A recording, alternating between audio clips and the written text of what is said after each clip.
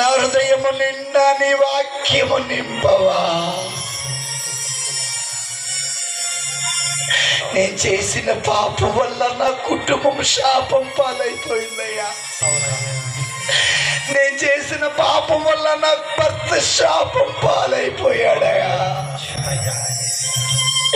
నేను చేసిన పాపం వల్ల నా భార్య శాపం పాలైపోయిందయ్యా.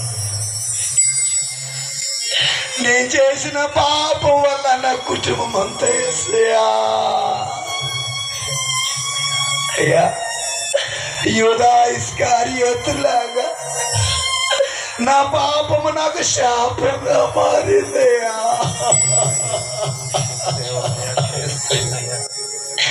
పాపపు భారముతో ప్రార్థన చేస్తున్నానయ్యా.